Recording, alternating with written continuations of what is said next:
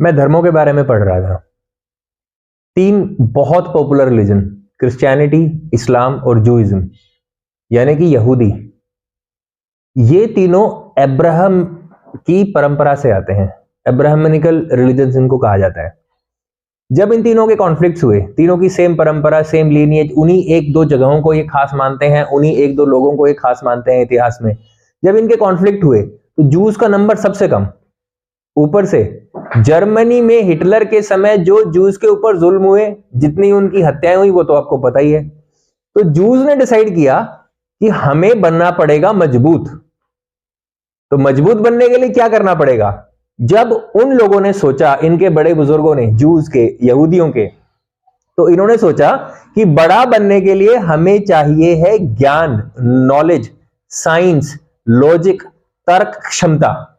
तो इन लोगों ने सब कुछ छोड़कर, अपने धर्म का प्रचार छोड़कर, अपने धर्म की कथा संगतियां सब छोड़कर, अपना धर्म फैलाना, अपने धर्म के गीत गाना, सब कुछ छोड़कर पढ़ाई पर, काम पर, कर्म पर और ज्ञान पर ध्यान दिया, जो कि हमारी परंपरा थी, ज्ञान और ध्यान की, कर्म की।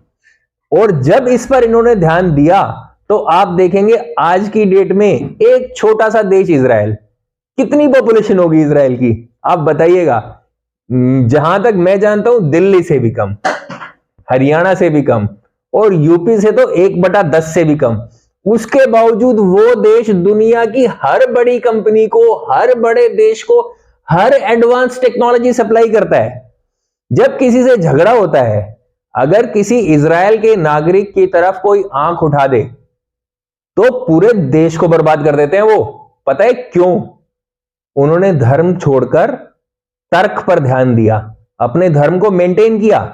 अपने मन में, जो हमारे यहां माना जाता है, बोला जाता है कि धर्म किसकी चीज है?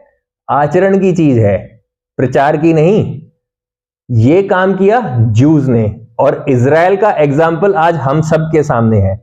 तो अगर आप चाहते हैं कि आपका धर्म, जिस भी विचारधारा में आप विश्वास रखते हो, वो वाला धर्म विश्वगुरु बने, तो जूस से सीखना पड़ेगा।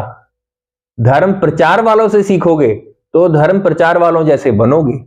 साइंस एंड टेक्नोलॉजी वालों से सीखोगे तो साइंस एंड टेक्नोलॉजी वाले जैसे बनोगे। बात है बिल्कुल लॉजिकल। आपसे चाहिए एक लाइक, एक सब्सक्राइब।